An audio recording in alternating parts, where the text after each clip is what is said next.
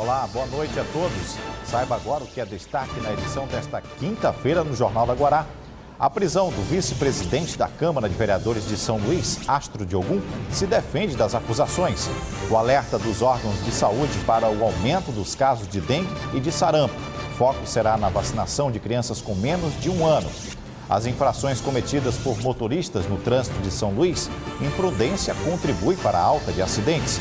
A expectativa para a retirada dos valores do FGTS Saques tem início amanhã. E veja ainda os detalhes do edital que incentiva a adoção de casarões e quer mudar a cara no Centro Histórico de São Luís. Agora, no Jornal da Guará.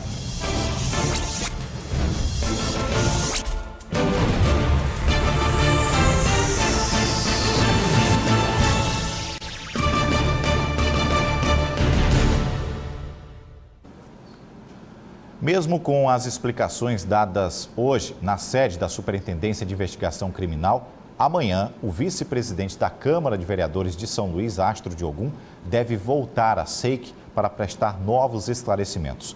2 de seus assessores foram presos pela prática de sexo mediante extorsão e ele por ter sido encontrado em sua casa uma arma sem registro. Ogum pagou fiança e já está em liberdade. Na representação pela prisão preventiva, o documento afirma que a vítima teria enviado fotos íntimas para uma conta em uma rede social. E após esse encontro, a proprietária da conta teria exigido que a vítima tivesse relações sexuais com outro homem, filmasse e enviasse.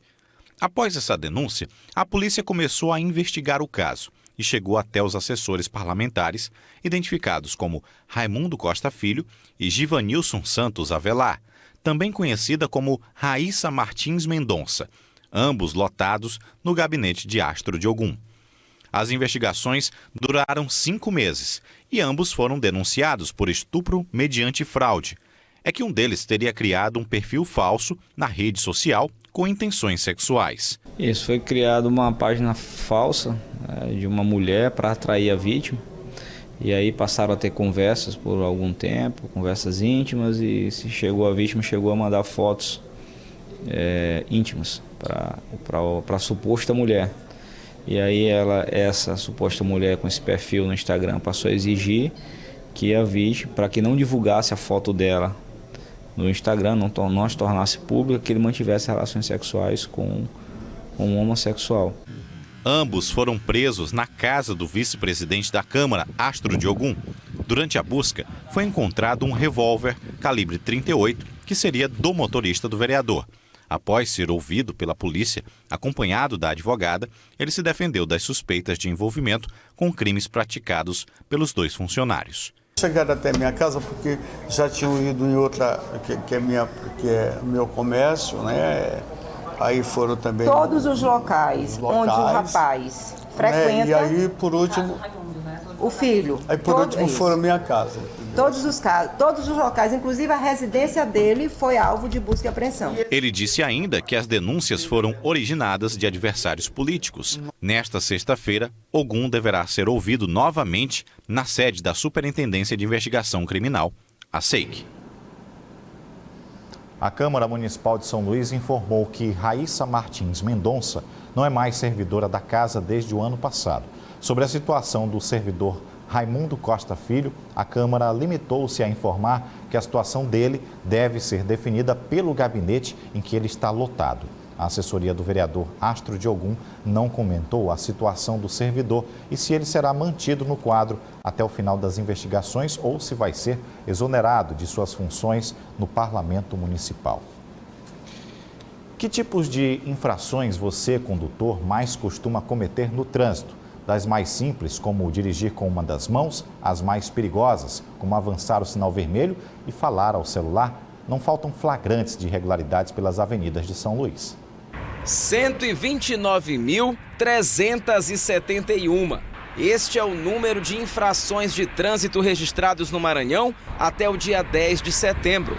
E a campeã, no número de autuações, continua sendo a mesma de todos os anos. Destas quase 130 mil infrações, mais de 53 mil foram por excesso de velocidade. Ou seja, 41% das multas aplicadas. E parece que as sinalizações, barreiras eletrônicas, campanhas educativas e aplicações de multas não têm sido suficiente para inibir a imprudência dos motoristas apressados. Então, as pessoas, elas estão preocupadas com si e acabam esquecendo com o que de fato forma o trânsito, com o que está à sua volta.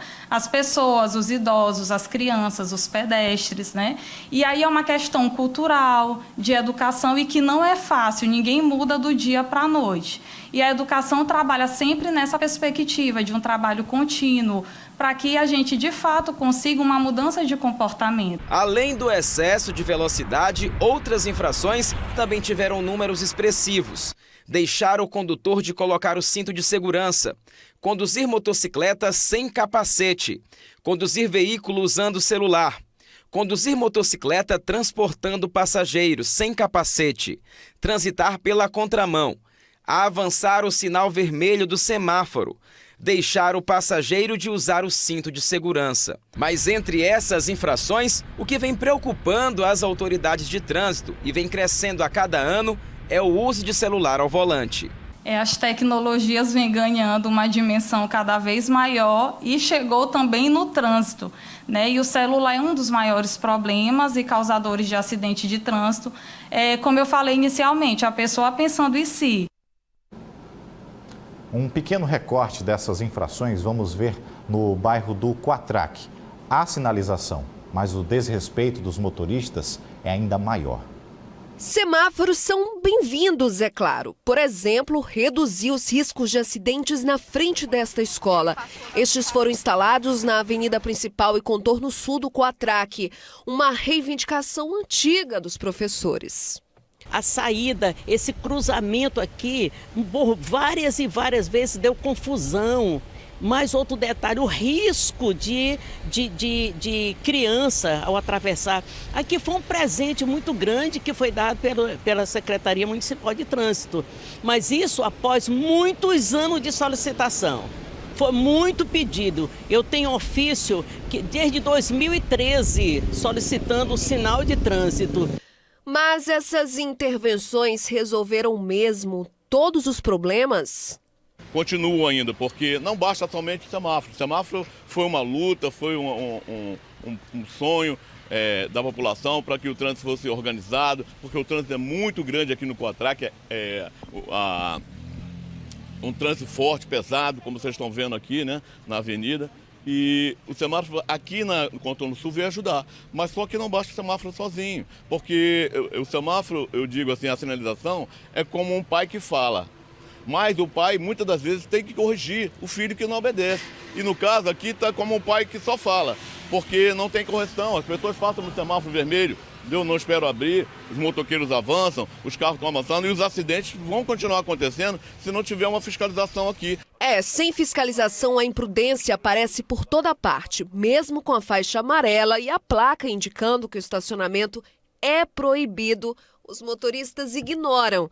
Aqui os carros ficam sobre as calçadas e a dona Laurizene precisa andar pela avenida. Pouco difícil, colega, muito difícil mesmo. Muito risco. Graças a Deus botaram esse sinal agora, que antigamente nem o sinal não tinha.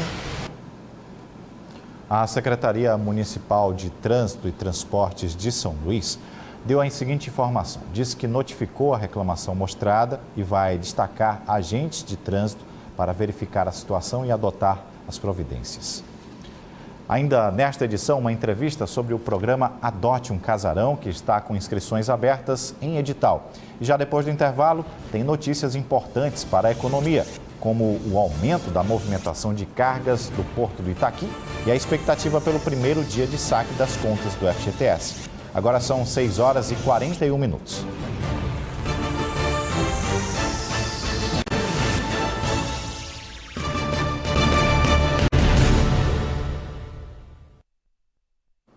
Como empresários podem seduzir seu público-alvo e o que os consumidores estão querendo quando o assunto são as compras com tecnologia? Preste atenção nessa reportagem que vamos saber como é possível fazer novos negócios com auxílio da tecnologia. Empreendedores fazem muitas reuniões? Aqui não. Nada de longas horas de debates. O mundo moderno e a rotina acelerada exigem agilidade. Isso tudo tem um nome especial, próprio, pitch. É a segunda vez que a Câmara de Dirigentes Lojistas traz essa proposta. Um momento inovador de fazer negócios, né, onde você consegue fazer networking em poucos minutos. Você consegue fazer a venda do seu produto, do seu negócio. É justamente isso, de transacionar em pouquíssimos minutos, né? Isso realmente é um pitch. Onde a tecnologia comanda, o olho no olho também é valorizado. Por isso, Júnior Mateus trouxe as experiências exitosas no espaço de inovação que ele idealizou. O papel da gente é fomentar a inovação no Estado, né? Não no Estado como na região. A gente criou espaço para isso, então a ideia é conectar essa galera jovem das startups, os empreendedores, com as empresas, com as organizações já estabelecidas, para ajudar nesse momento de inovação, né? Ainda nessa troca de experiências e oportunidades de novos negócios, tem a empresa que apostou na segurança do transporte de cargas e levou isso também para os consumidores. Hoje o motorista pode travar o veículo com a telemetria, um aplicativo que impede os furtos. Começou com uma franquia em Goiânia e hoje é independente. Viu em São Luís a oportunidade para começar neste novo modelo administrativo e vai expandir pelo Nordeste. Tecnologia é o nosso sobrenome, né? Porque a gente trabalha com todo o circuito de segurança e segurança está muito voltada a isso, de forma eletrônica, né?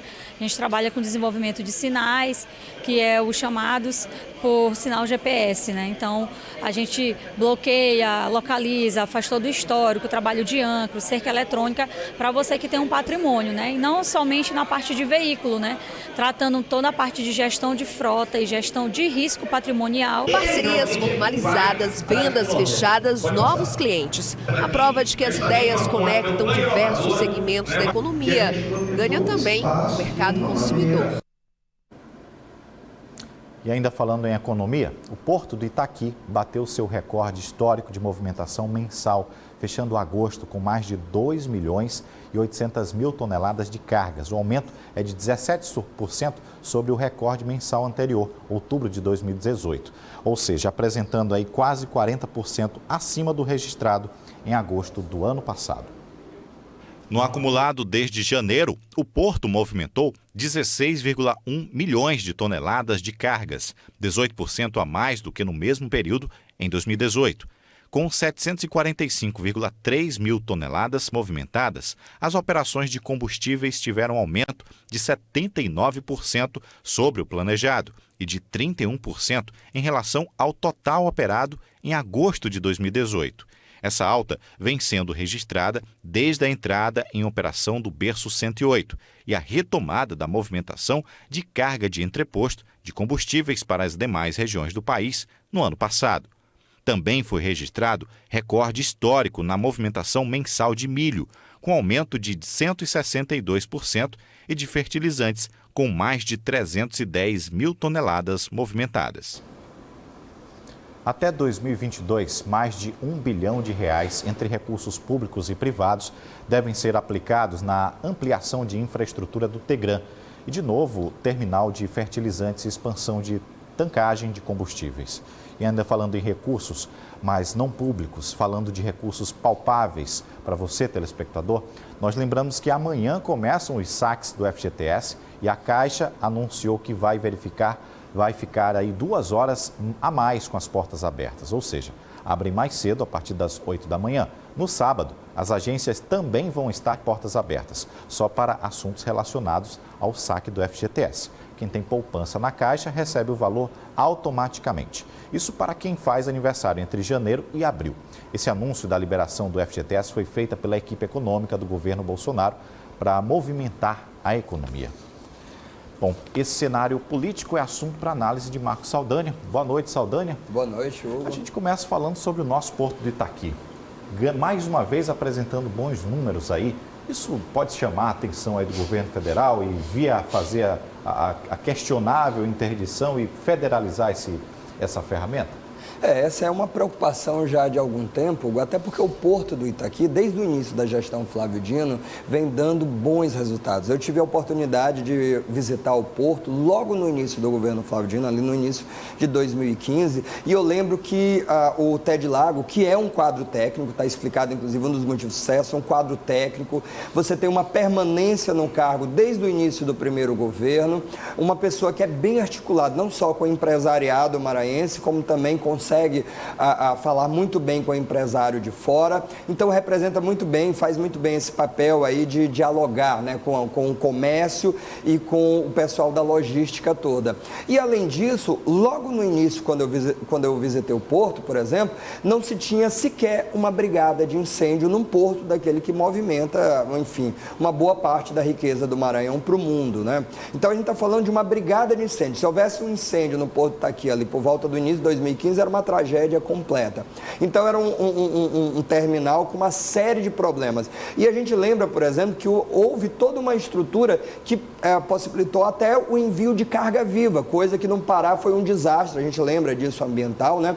Não se conseguiu fazer e aqui no Maranhão, num determinado momento, se fez. Não virou uma regra, claro, não é exatamente o tipo de transporte mais viável, mas ali foi um teste de fogo que o Ted Lago e o Porto de Itaqui, a EMAP, teve que passar. Então, quando você pega os dados de exportação de milho, de soja, de vários outros produtos, né, de escoamento aí do Brasil e do Maranhão, você vê o resultado. Ou seja, qualquer setor que você pegue aí da economia e do desenvolvimento do Maranhão, você tem dados aí interessantes. Mas quando você pega o Porto, você vai ter dados 235%, 400%. Então, são coisas espetaculares. E, geralmente, eu costumo dizer que o Porto do Itaqui, ele fica um tanto esquecido da população. A população é pouco próxima dessa pauta, mas é uma pauta importante para o Estado, importante para o país e que, claro, né, claro que o governo federal ele fica de olho, porque ele quer aquilo que está dando certo, aquilo que está funcionando e até, indiscutivelmente, seria uma tentativa de boicotar. A família Sarney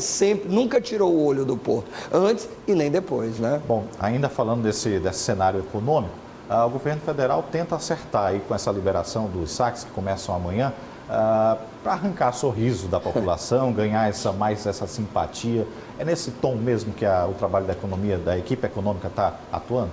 Pois é, hoje me chamou a atenção, por exemplo, ver um depoimento do empresário, dono da Localiza, elogiando as ações do atual governo, né? Claro que, bom, se ele tem o apoio de parte do empresariado, com a população ele não consegue evoluir para além daqueles 30%, que mais ou menos ele tem ali um tanto até cristalizado por enquanto. Ele não sabe o quanto isso vai influenciar nas eleições do ano que vem, é um teste que ele vai ter que passar para a gente poder ver. Então, claro que ele está buscando melhorar a popularidade, houve um desgaste muito grande, essa decisão vem numa boa hora para tentar recuperar. Agora, eu tenho chamado a atenção já há algum tempo. Na minha avaliação, o governo Bolsonaro é um governo populista, não é só essa ação que é populista, o governo tem características populistas. Então, nesse sentido, muitas vezes a gente lembra a questão do petróleo, por exemplo, do aumento do combustível, ele tentou ali, falou que vou tentar segurar o preço, vou controlar e causou uma crise no mercado.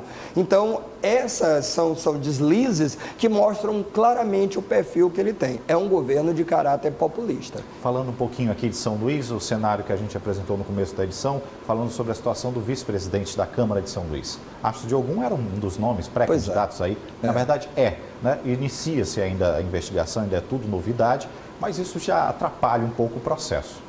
Eu acho que atrapalha consideravelmente um processo quando você bota de uma capital com excelentes nomes. Acho que talvez venha a ser indiscutivelmente a eleição com um quadro com mais qualidade dessa eleição, uma das eleições mais interessantes, que não deve ser polarizada. Eu acho que você vai ter bons nomes com uma boa disputa num nível muito alto. E quem tiver aí algo a esconder ou algo com a justiça, algum problema, vai ter muita dificuldade de entrar nesse debate com esses nomes todos que estão postos. Nomes jovens, nomes com qualidade, nomes, embora jovens, mas com experiência. Então eu não via já o Astro Diogun nem antes nesse debate e agora muito mais difícil. difícil. Até porque ficou claro, inclusive, que amanhã ele já receberia intimação, ele já tinha que prestar esclarecimento. Então, e outra coisa também é que, assim, se fala detido, se fala...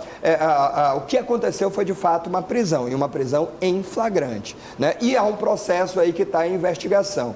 Então, essa pauta é uma pauta muito pesada, eu acho, que se dissipe em pouco tempo. Uma eleição para vereador, ali no nicho onde ele já domina, é uma coisa, né? Um cara que já tem aí anos de história. Reeleição de muitos mandatos. Agora, para a prefeitura, eu acho que o nível de exposição e de debate, sobretudo nessa eleição, não vejo possibilidade. Saldanha, muito obrigado. Boa noite. Eu que agradeço. Boa noite a todos. Bom, e a seguir, o nosso entrevistado aqui no estúdio é Rubens Pereira Júnior, secretário de Estado de Cidades, que vai falar sobre o projeto Adote um Casarão. Quer saber como? Então não saia daí, a gente volta já. Agora são 6 horas e 55 minutos.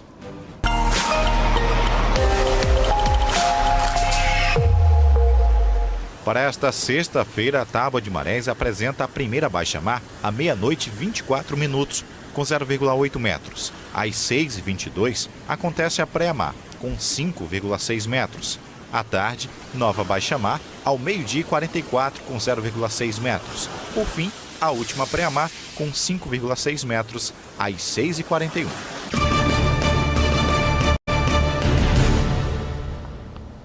Repovoar o centro histórico de maneira a garantir a revitalização da região central da capital maranhense. Essa é a ideia do programa Adote um Casarão. A iniciativa faz parte do programa Nosso Centro e está sendo muito bem vista. A concessão de uso não remunerado dos casarões terá prazo máximo de até 30 anos e os interessados deverão encaminhar as propostas de ocupação. Veja na reportagem de Jairo Martins. A ideia é dar uma utilidade a casarões do governo do estado que estão ociosos, possibilitando a geração de emprego e renda, além de aquecer a cadeia do turismo no Centro Histórico de São Luís. O edital disponibiliza 10 casarões que estão aptos a serem usados por empreendimentos de pessoas físicas e jurídicas. As propostas já estão sendo analisadas e alguns critérios possuem peso maior na escolha. As atividades que criarem mais empregos, as atividades que tiverem algum tipo de benefício ou retorno social. Então a gente vai ter um cuidado maior de atrair para o centro histórico empresas, pessoas que de fato tenham seriedade nos seus negócios. A iniciativa é vista com bons olhos por especialistas da área de turismo. O Observatório do Turismo também aponta que no ano passado houve uma redução de 3% no número de leitos de hospedagem em São Luís. E esta pode ser uma oportunidade para ampliar essas vagas. Atualmente, o Centro Histórico possui aproximadamente 1.000 leitos disponíveis. É bem diferente da região da zona de litorânea que nós temos aqui na capital. E com esses investimentos, tanto público quanto privado, possivelmente haverá também um aumento da demanda das pessoas buscando meios de hospedagem no Centro Histórico. Sobre o assunto, eu converso agora com o secretário de Estado de Cidades e Desenvolvimento Urbano, Rubens Pereira Júnior. Boa noite, secretário, seja bem-vindo. Adote o Casarão, uma ideia, uma proposta interessante para reocupar o nosso centro histórico. Quais são esses atrativos que o empresário vai poder contar? A gente teve aqui alguns depoimentos de pessoas que estão envolvidas nesse cenário, mas o que mais a gente tem de atrativo para que as pessoas possam compreender que o centro histórico ainda é vivo, ainda merece essa atenção? Olha, para valorizar o centro, nós temos várias intervenções. Nós temos intervenção no polo de habitação, porque nós queremos mais pessoas morando no centro. Nós temos intervenção no polo tecnológico, nós queremos ter empresas que desenvolvam tecnologia no Centro Histórico de São Luís. Nós temos a questão do polo comercial, que envolve o Adote Casarão. Afinal, uma vocação do centro é a vocação comercial. Nós temos a questão cultural, turística, de lazer, e nós temos a questão institucional.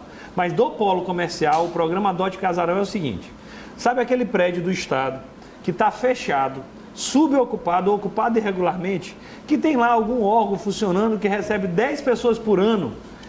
Tá mal usado. O que é que o governador determinou? Vamos combater esse vazio urbano.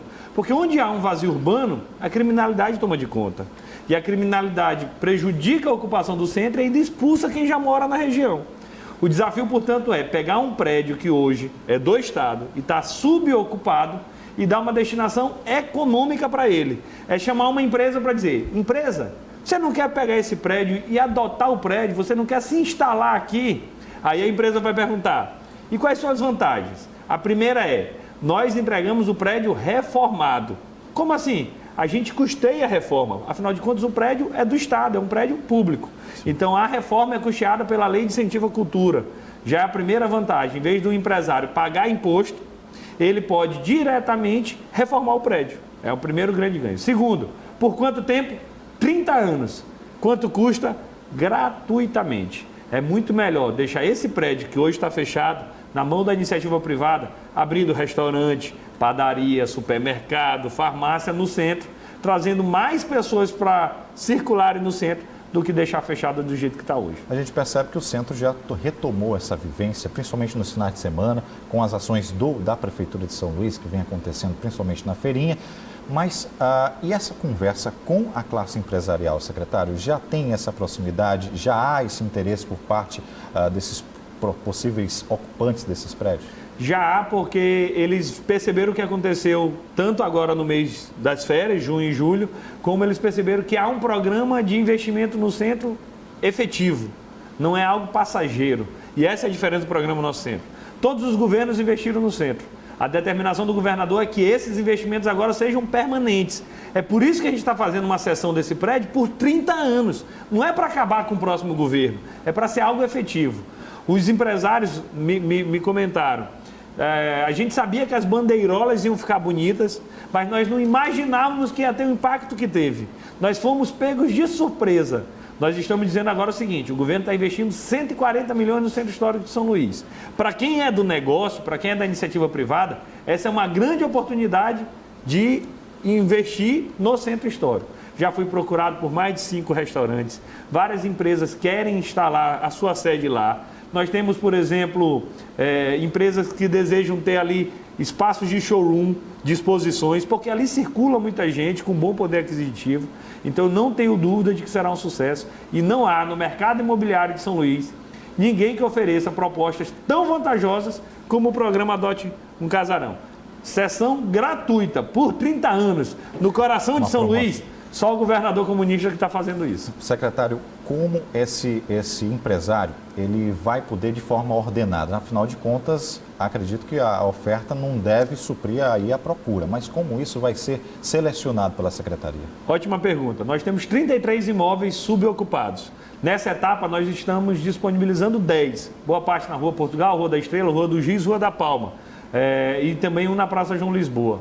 Qual é o rito agora? Em primeiro lugar, nós temos que dar maior publicidade, nós temos que fazer um concurso de projeto para saber qual empresário vai apresentar a melhor proposta, a proposta que mais ocupe o centro, que gere mais emprego, mais renda, que ocupe o centro no sábado e no domingo, mas que ocupe o centro durante a semana, que ocupe o centro de dia, mas que ocupe o centro à noite. Então essa é a fase da disputa de projeto. Para disputar, para ter tempo, são 45 dias o edital que nós estamos recebendo as propostas para finalmente fazer o julgamento com transparência, com publicidade, seguindo a legislação para depois ter esse contrato de concessão por até 30 anos. Essa é a fase da disputa. Qual o melhor projeto para ocupar o centro? Esse é que será selecionado. Secretário, uma coisa vai puxando a outra. Ocupações no centro remetem também a algumas questões. Questão de segurança, questão de abastecimento de água. Há algum tempo atrás era problemático, em alguns pontos já está sanado, mas tudo isso tem que se dialogado com as secretarias de segurança, com a CAEMA. Esses órgãos têm caminhado em conjunto? O que há é uma diretriz do governador. A valorização do Centro Histórico de São Luís é uma prioridade do governo Flávio Dino. Então, todas as secretarias atuam nessa direção. Além disso, ele criou um comitê gestor com vários órgãos, com representantes de Secretaria de Turismo, de Cultura, Secretaria de Governo, Secretaria das Cidades, vários órgãos, Agência Metropolitana, para justamente fugir da burocracia. Vou te dar um exemplo de segurança. O governador já determinou. Nós teremos mais ou menos, hoje são 40 policiais que cobrem o BPTU, o Batalhão de Turismo. Passarão de 120. Hoje nós temos 3 viaturas por centro. Nós vamos dobrar o número de viaturas, nós vamos dobrar o número de motocicletas, nós vamos dobrar o número de bicicletas. Hoje tem 25 câmaras, o governador autorizou que nós contratemos mais 15, portanto terá segurança. Se não tiver segurança, o programa Nosso Centro será um fracasso. A segurança hoje já melhorou, tu já vê mais policiais quando está no centro. A determinação do governador é que isso amplie cada vez mais. Bom, quais são os caminhos que os interessados podem procurar? Quais são onde eles podem colher essas informações? O edital foi publicado na última sexta-feira, dia 6 de setembro. Mais um presente para o aniversário da cidade. Está disponível no site da Secretaria das Cidades. Está no Diário Oficial do dia 6 também, publicação de terceiros. O prazo é largo, 45 dias para receber propostas. Essas propostas serão julgadas com toda a publicidade, justamente para escolher a melhor opção. Afinal de contas, esse prédio é um prédio público. Se é público, é do povo do Maranhão. Nós temos que ter bastante cuidado, bastante zelo. Basta acessar o site da Secretaria das Cidades que a gente consegue todas essas informações. Perfeito. Rubens Pereira Júnior, secretário de Estado das Cidades e Desenvolvimento Urbano. Muito obrigado, boa sorte, boa noite. Eu que agradeço. Obrigado. Bom, agora são 7 horas e 7 minutos. A seguir, tudo o que você precisa saber para exercer sua solidariedade e se manter em forma com a Corrida do Bem. A gente volta já.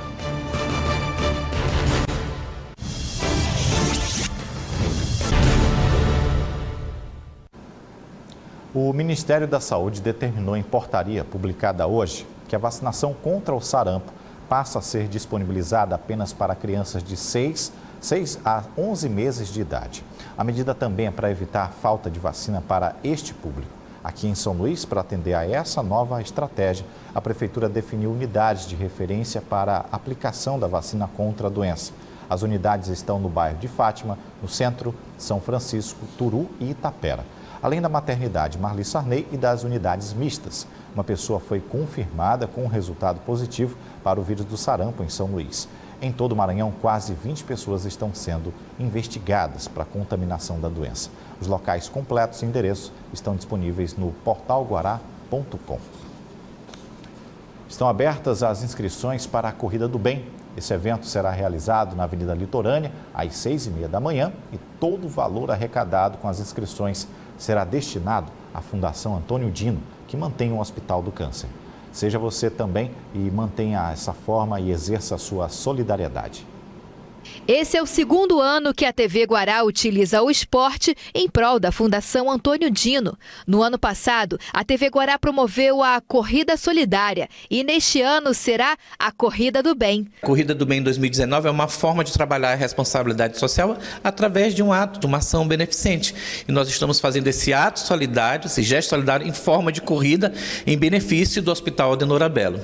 O dinheiro arrecadado com a Corrida do Bem será destinado às casas de apoio da Fundação Antônio Dino, instituição sem fins lucrativos que mantém o Hospital do Câncer Adenor Belo. Claro, ano passado a adesão foi excelente, deu muita gente, eu não me lembro agora ao certo quantas pessoas foram, mas isso foi ano passado. Então é importante que as pessoas esse ano também compareçam e participem do evento, além de correr pela saúde própria, vai correr também pela saúde dos pacientes do Hospital Adenor Belo. A Corrida do Bem será realizada no dia 29 de setembro, domingo, no horário da manhã, na Avenida Litorânea. O percurso é para 5 e 10 quilômetros, que é tradicional. A corrida vai ser realizada na Avenida Litorânea a partir das 6 horas da manhã do domingo, dia 29 de setembro. E as inscrições estão sendo feitas no site www.centraldacorrida.com.br. Legal, um projeto interessante para você sair do sedentarismo e ajudar quem precisa. Outras notícias no portalguará.com. Fique agora com os analistas, que traz uma entrevista com o estrategista político Paulo Moura. O JG volta amanhã. A todos uma excelente noite e até lá. TV Guará, o seu canal com o Maranhão.